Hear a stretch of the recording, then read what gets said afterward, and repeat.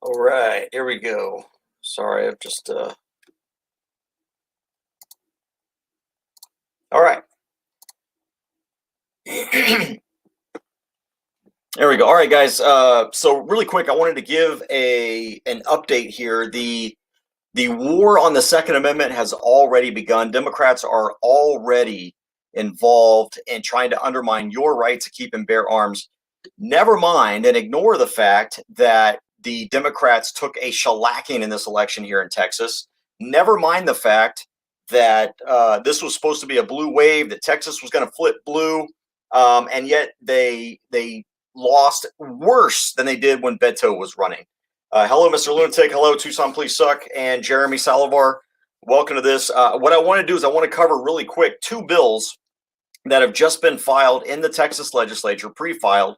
As you know, in Texas, the legislature starts next year. It starts every odd year. There is a legislative session every 2 years. Thankfully, we don't have politicians 24 hours a day, 12 months out of the year trying to undermine your liberty. So Texas only allows for this to happen every 2 years. And then we only have to fight every 2 years. But the Democrats are on a roll. They have launched the first salvo, the first offensive in the war against your liberty, in the war against guns in the Texas legislature. And once an election is called or complete in Texas, once a representative has won the vote, they are now allowed to what's called pre-file bills. And these are bills that are pre-filed with the legislature to be taken up next year. The benefit of pre-filing is one, you're able to kind of put out your narrative about what you're going to fight for, the things that are important to you. And second, it also allows you to kind of pick if you want to be able to choose your bill numbers, so that if you want a special kind of bill number. For example, in the past, the constitutional carry bills have been like 357 and 1911. Those are bills that make some money or make some sense. Now, the representative here did not do that, but I want to cover these two bills really quick and what they mean for you and what you need to do right now. What I will say, first of all, first and foremost, welcome to everybody watching this video. I want you to know Open Carry Texas was banned on Facebook. Okay, we've already been banned on Twitter. We were banned on Twitter a long time ago. We were kicked off. Anything related to Open Carry Texas, if we create an account that uses the Open Carry Texas name, initials, or is registered with an Open Carry Texas email, is automatically banned. Twitter does not want Open Carry Texas on there. It's been that way for a couple of years now. But now Facebook has done the exact same thing. For a while, they shut down our group. And what happened was when they shut down our group, all of the admins of that group, except one from what I'm aware of, one or two, all of the admins, and we had about 14 or 15 of them, their personal profiles were also banned. And so nobody had access to anything. The group was gone, completely gone. We got no notification. We did get a notification that our group was being disabled. Nobody could post, nobody could do anything. And we appealed it. And almost within 24 hours, that was the group was just gone. Now the group is supposedly back. Great. Now there's no one to admin the thing. So what we're doing is we're leaving Facebook completely. Okay. We don't have any admins right now that can run the page, except one, I believe, that can run the actual page. The page was never affected, although all the admins to it had been deleted. So here's what we're doing. We're not gonna delete. We've deleted the groups. I think Facebook's deleted most of the groups, but we're gone. We're done with Facebook. We're not even gonna try to create fake accounts to keep running on Facebook. We're not going to give them the benefit of our presence. So if you're in the Facebook group, if you're on the Facebook page, all that you should see is we're gone. We're done. You'll never see an update on Facebook from Open Carry Texas again. We've left. We've gone to Parler, which is our Twitter alternative, although I don't know that we've set up an OCT Parler yet. I'm not sure. But really where we've moved our presence to is Freedom Lake. FreedomLake.com. I highly recommend it. It is growing about as fast as Parler is now. Because it has very similar characteristics to Facebook, but there's no censorship, okay? And it's owned by a Texas company, all right? It is a Texas-based, and it's not even a company, it's a person. It's a group of people who are patriots out of East Texas. So it's a Texas-based company. There is no censorship there. and they're growing like crazy as well. That is going to be our main presence is Parler and Freedom Lake. So check those two places out. Now, the purpose for this video is Representative Lena Ortega. She is out of El Paso. Go figure. She's out of El Paso. She's filed a number of pre-filed bills, and as you would expect, any communist who's really working hard to undermine freedom and expand the scope of government. The essential, the two areas of these bills that she's filed are healthcare related and as well as gun related. Okay. So what she wants to do is expand Medicaid, and essentially what she wants to do is take more of your money to give it to other people. Okay. So I'm not going to go into that because that's not the purpose of this. Those are just some of the bills, but she filed two gun safety bills pre-filed in the legislature. If you go to legis.texas.gov, you can find the full text of these bills as well. I'm just going to kind of really cover the basics of them because I don't think the text of the bills has been added yet to Legis. Okay, the text of the bills hasn't been added, but I do have the synopsis of what she's trying to do. The first one is House Bill 118. This is, and we're going to, on opencarrytexas.org, we are going to list all these bills just like we do every session as they come up. We're going to be listing bills, kind of what they mean. We'll link to them and we'll give you our idea of whether or not we support it or don't support it. But House Bill 118, right off the bat, we've got universal background checks. That's what she wants. She wants universal background checks. She does, and that's the great thing about Freedom Lake, by the way. I tested this. I put up a pistol for sale on Freedom Lake, and it's still there. Now, I asked for more probably than most people would pay for the simple reason of I just wanted to test to see if I could sell a pistol. I mean, it's not super exorbitant. Like I'm not asking $1,000 for a $300 pistol, but I did put it up there just to see. And I mean, if there's a biter, there's a biter. It's a 9mm pistol. It's an XD9, great pistol. I love it. It's only been shot 50 times, and that's to qualify with it. And but anyway, long story short, if I wanted to in Texas now, if 118 were to pass, that sale would be illegal. That sale would be illegal, and because I would have to do a background check on you. If I were to go next door to my neighbor and say, "Hey, bud, I need a couple $100. You want to buy this pistol off me?" Nope, got to do a background check first. Now, here in Virginia, okay, where I go to law school, here in Virginia, they already have this law. Now, I've already broken it twice. I'm not going to give any specifics because I'm not going to give anybody any ammo. But here in Virginia, you can't buy or sell a gun without a background check either. As a matter of fact, I went to legally transfer a firearm back to a friend in Texas. I wanted to send him a rifle before the election crap kicked off. And so I went to an FFL here. And the way that the laws are, the easiest way to do it is, and it costs a couple $100 essentially. I have to essentially sell the rifle to the FFL. This is, at least that's what he told me, and then he would sell it to the person I'm transferring it to in Texas.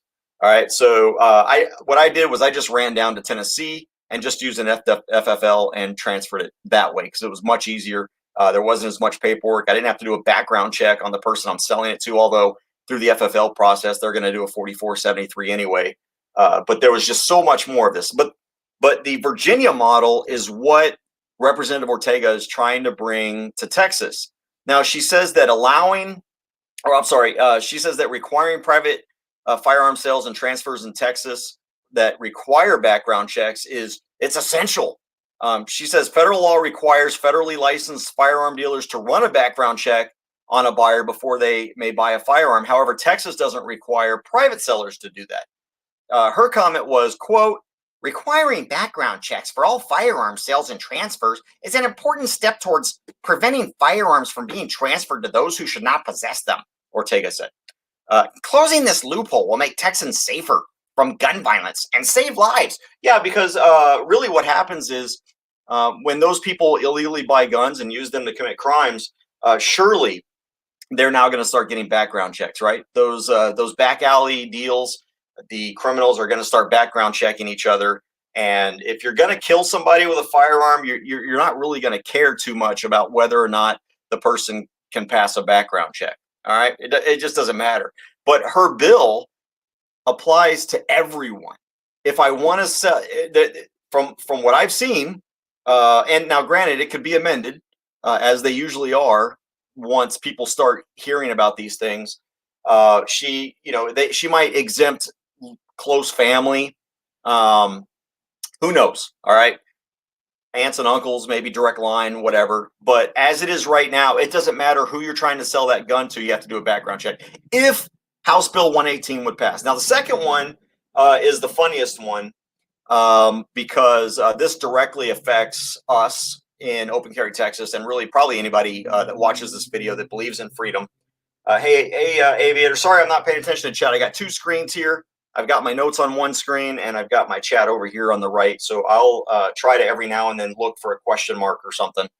And why hasn't anyone needed a politician yet? If there's so much gun violence. So true, so true. If gun violence was such a problem, why didn't the Democrats win this election? The next bill that she filed is HB House Bill 127. So she's got 118 and 127. You know what this is going to do? This is going to solve the big problem that's been plaguing Texas. The problem that has resulted in millions of Texans being slaughtered in the streets. Our rivers are polluted with the blood of innocent people.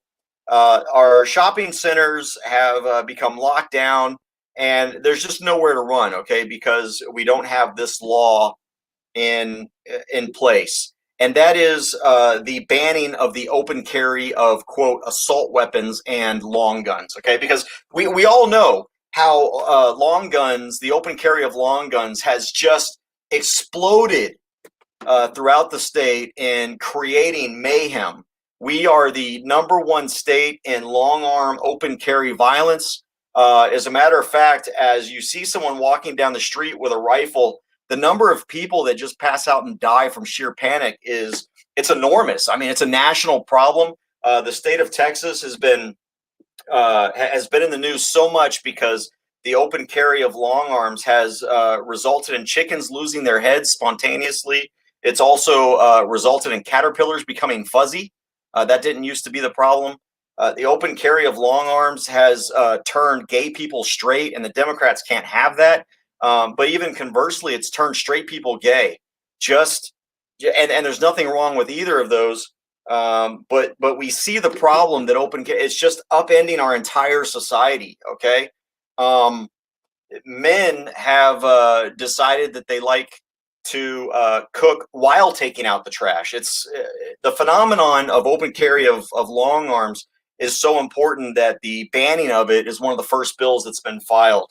And it's a problem that needs to be addressed, according to Lena Ortega.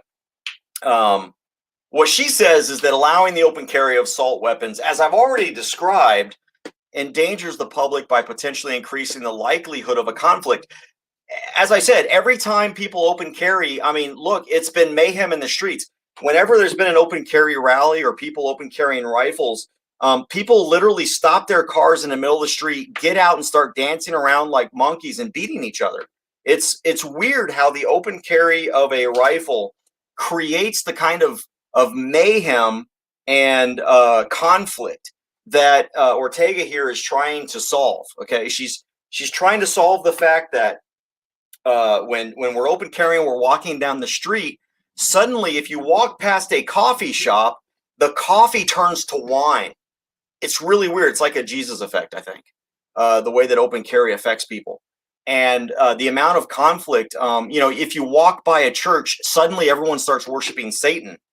Open carry's got to be fixed, according to her, of assault weapons, and long guns. She says that open carry laws have enabled individuals to threaten and intimidate others, and that the policy has led to confusion for law enforcement. There's been no confusion. The only people that are confused in law enforcement are the people who are like her, who can't stand the fact that they're not the only ones armed.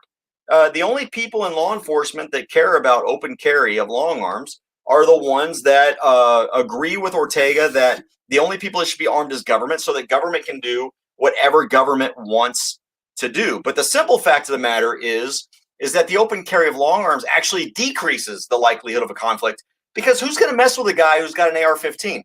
Me. Besides my wife. But who's really going to mess with a bunch of people that are running around, walking around, gallivanting around with AR-15s? Who's going to really mess with those kinds of people? Now, Garrett Foster found out what happens when you mess with people and you have a rifle. You end up taking the room temperature challenge, and that's what Garrett Foster did, as he deservedly should have. And I know I'm going to get a lot of hate for that, but when you threaten somebody with a rifle, you kind of deserve the consequences of that. But 99.9% of everyone I've ever seen that open carried rifles did so mostly for political purposes and for the right to self defense. Okay. But she doesn't like that.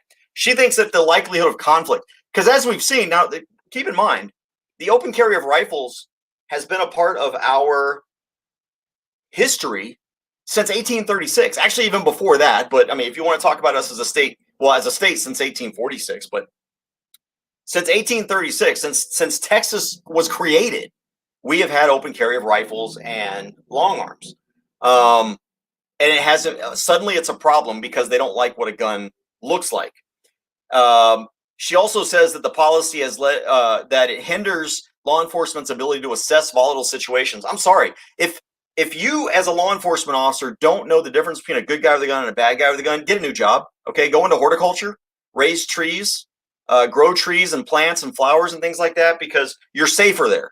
You're safer there. If you can't determine that a person with a gun who's just got a gun on him is not a threat versus a person who's pointing a gun at other people being a threat, you just don't deserve to be a law enforcement officer. Okay, but the simple truth is, having done hundreds of these open carry rallies, I can tell you that most, now I'm going to exempt Olmos Park and Leon Valley from this because they're not competent people, but most law enforcement officers are smart enough to understand the difference. The problem is that Democrats aren't smart enough to understand the difference between a good guy with a gun and a bad guy with a gun.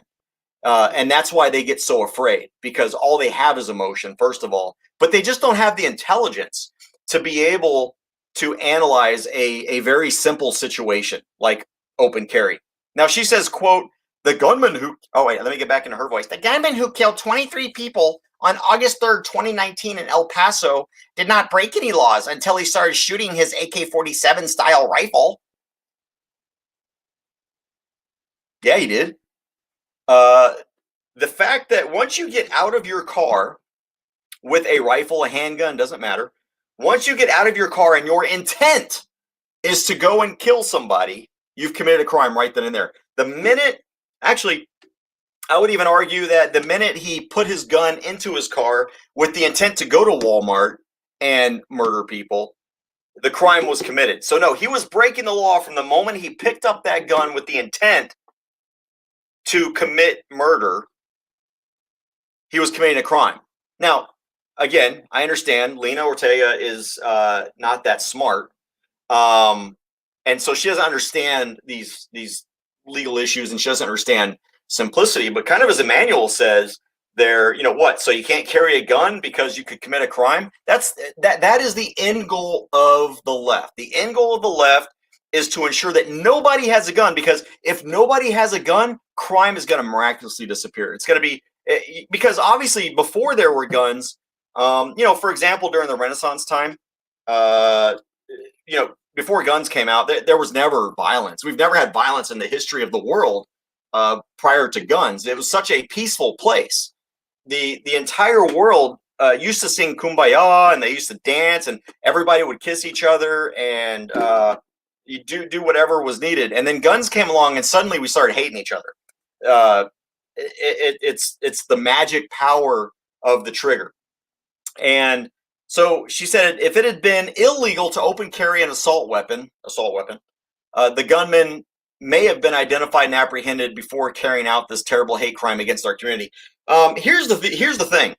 You can see from the video, the dude, as he walked in, he's got the gun in his hand. All right. Open Carry Texas and I have been very clear, and I'm not making any type of specific rules about anything, but what I have noticed is generally the peaceful people, when they're open carrying a rifle or a long arm, don't have their hands on the gun.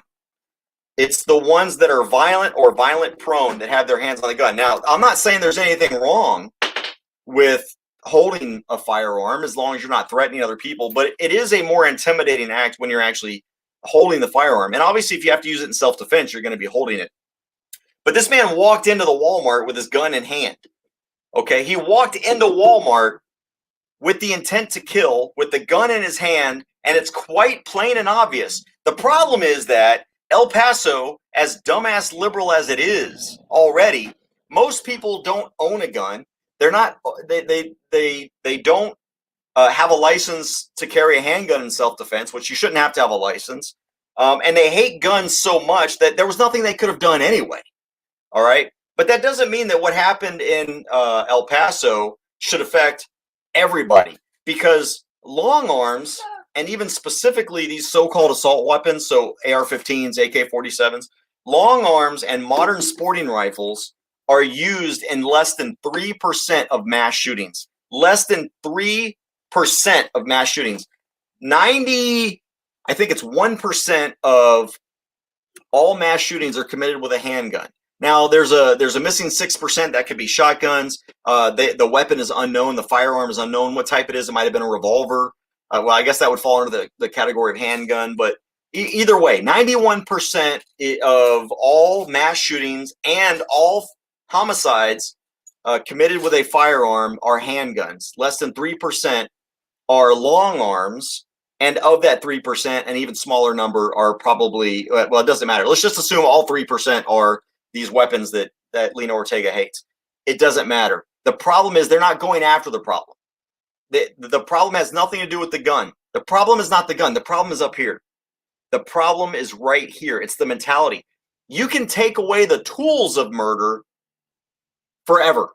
You can take away the rifles, then you'll have to take away the pistols, then you'll have to take away the shotguns, then you'll have to take away the air guns, then you'll have to take away the knives, then you'll have to take away the sticks, then you'll have to take away the rocks, you'll have to take away the hatchets, you'll have to take away the cars, you'll have to take away the hands, you'll have to take away the rope, you'll have to... You're never going to solve this problem because it's always existed. There were swords before there were guns. There were bows and arrows before there were swords. There were knives before there were bows and arrows. And there were rocks before there were knives. All of those things. But if you don't solve this problem right here, this is the problem that liberals refuse to address, then you're never going to solve the problem of violence. Because the problem of violence isn't, I've got a gun, I think I'm going to go shoot somebody. The problem of violence is the fact that someone wants to kill someone, an innocent person. Or the problem is that today's society doesn't prepare its citizens to deal with conflict in a rational and peaceful way. If someone slights you, you don't understand how to deal with being slighted, because schools don't teach you that. They teach you that everyone has to bend to your will. You're special. You get that participation trophy, and you should have anything that you want, and people should provide it to you. But they don't exactly prepare you for what to do when that doesn't happen. And so what happens? People get frustrated, and when they get frustrated, they lash out. When they lash out, they get violent. And that's the problem. The problem is that this mentality of everybody is special when nobody is special, and that everybody gets a trophy, and that there are no losers in society. That's what creates the conflict that causes people to lose their minds. Okay, that's the problem. And if you want to, if you think taking away people's guns, first of all, let me just say, HB 118 and HB 127, they're not going anywhere. The Republicans, and not only that, let me tell you this: there are of the freshmen, 6 of the freshman people that came in, that got elected are. We have a more pro-gun, even though the numbers between Republicans and Democrats hasn't changed in the House at all. There are 6 more pro-gun Republicans than there were last session. So we got rid of some of the weasels. We got rid of some of the half-baked Republicans, some of the FUDs, as it were. And we have a more pro-gun legislature this year in the House than we did last session. And so if she thinks these are going to go anywhere, they're not. But it is important that you understand who the enemy is, and the enemy is Lena Ortega in El Paso. I think what Lena needs is an education. And that kind of education needs to come from our members in El Paso to go out there and do a peaceful rally and show her that, look, here's all these people outside your office. Here's all these people in El Paso with these rifles that you're trying to ban. And guess what? No one's hurt. No one's being killed, shot, maimed, murdered, raped, robbed, in any way harmed or threatened. So now explain why you need to ban what we're doing here.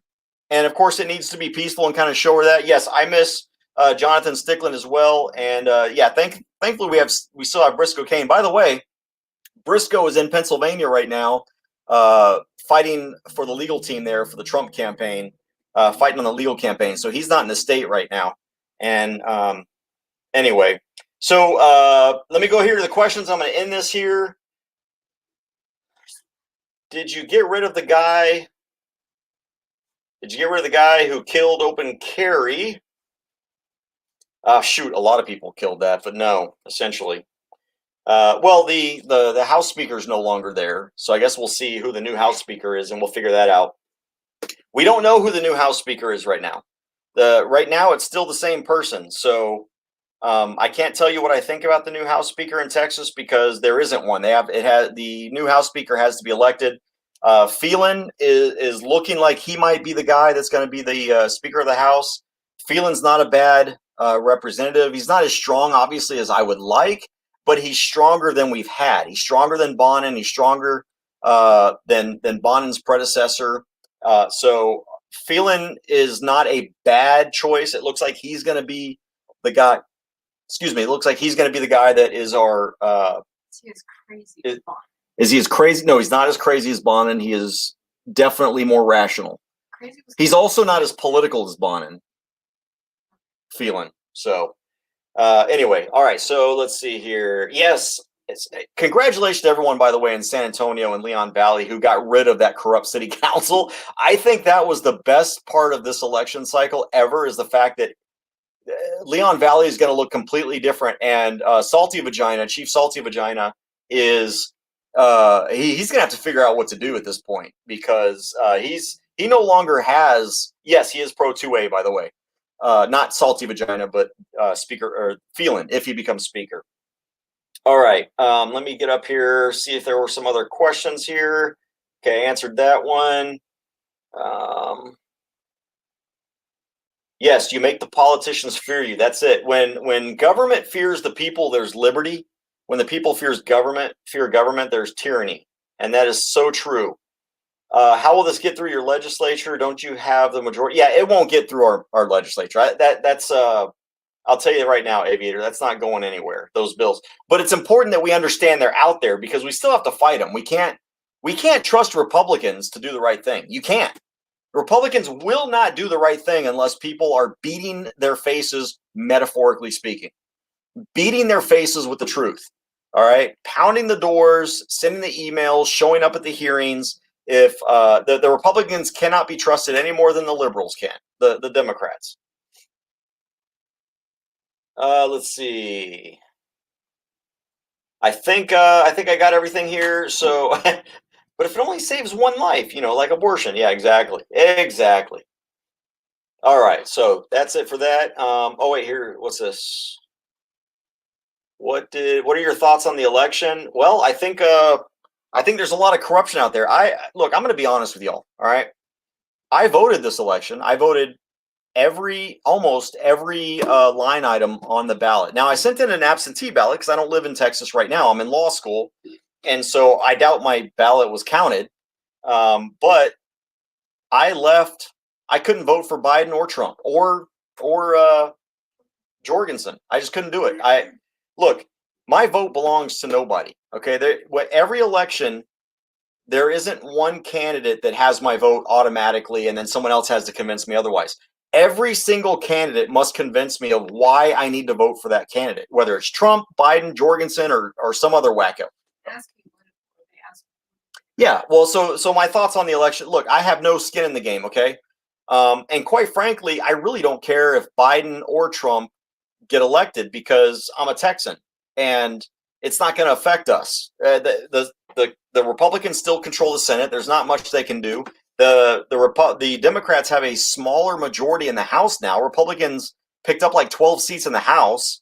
I'm not worried about who the president is, and that's why I focus more on state politics, because it's going to be up to the state exercising its 10th Amendment rights to keep the federal government in check. The federal government's lost.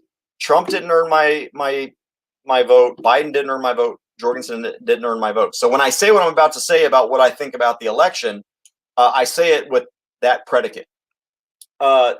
Trump got screwed, and he's continuing to get screwed. Now, thankfully, we just saw that the Real Clear Politics just took away Pennsylvania from Biden, which means he now no longer is the president-elect.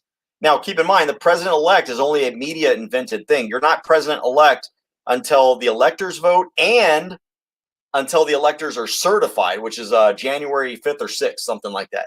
So we don't have a president-elect except in the minds of the mainstream media. But now there is no media crowned president-elect Biden because they've rescinded that the Pennsylvania for being him. I think there's a lot of there's way too much corruption going on. This was obviously an attempt to undermine our electoral process. You know, we go to other countries and cause a lot of problems when other countries try to pull the kind of crap that Democrats are doing this election, and yet the Democrats seem to be just fine with it because it's their guy. I'm not fine with it no matter who it is. I don't care who wins. I don't care if it's Biden or Trump. Obviously, I hope Trump wins over Biden for sure. At least we'll be a little bit safer, but it doesn't really matter. But I just want a free and fair election. If the Democrats win fairly, which they can't do, then so what? We have a President Biden. Guess what? I'm going to live my life. I'm not going to let them control my life. I'm not going to let them control my liberty. I'm going to fight it every step of the way, and I'm just going to deal with it as it comes. But I don't worry about those kinds of things because I don't worship government, and I don't believe government controls me. So it's much easier for me to be objective when it comes to a federal election. I'm more concerned about state elections because the state is what really affects me, and the state is what can really stop the federal government from affecting me. And that's where I really spend a lot of my time researching the candidates and making sure that I do the right down ballot voting. Things like Leon Valley, you know, those are the important elections. Those are where 1 or 2 votes mean something. And sometimes even in these state representative elections, 1 or 2 votes can mean something. So it's important that you vote in state elections. I really don't care about the federal elections, but I will say it's about the most corrupt election we've ever had. Keep in mind, back when it was Bush and Gore, remember the media crowned Gore as president-elect, President-elect Gore. Remember back in Dewey, before Roosevelt won, they crowned Dewey the winner, only to find out that he didn't win. So I think we're seeing another one of those sorts of issues. I think in the end, Donald Trump will get reelected as long as it's all fairly counted. But if he doesn't, so what? What we need to be doing is strengthening our state, the state of Texas. And you know what? If the federal government gets out of control, then we need to be pushing Texas to leave the federal government. I'm not a big believer in secession because I love being an American and I love being a Texan. But if the government gets so out of control, look, here's the thing. If you're afraid of who the president is, then obviously the president and the federal government have more power than they're supposed to have under our federalist system. That's why I'm not afraid. I don't give government, the federal government, Truman. I don't give the federal government that kind of power that I have to fear who the president is because I believe in federalism. And as long as they're not affecting us at the state level, then fine. Now, I did vote for a lot of libertarians. I actually voted for one Democrat this election. I'm not going to say who because it doesn't really matter, but just one Democrat. And there's a reason for that. It was more of a protest vote. And the rest were all Republican and libertarian votes. So, all right, I've got my constitutional law class starting here in about 10 minutes. I wanted to get this information out there. What I'll do is I'll put the link to this to a story about Lena Ortega, and then I'll also put the link to the Legis website so you can go once the bills are put up there. You can go and create an account there and add bills to a list. So anytime there's a change in that bill or it's scheduled, then you'll get an email. I highly recommend you start that. You do that on the Legis website. I'll leave that link in the description below after I make this video go live. You guys take care. be safe and be free. Thanks for being here. And if you got any questions, you can email me, cj@cjgrisham.com. If you got any video ideas, send those to me as well. But as these bills start coming in, I will try to highlight them as much as I can.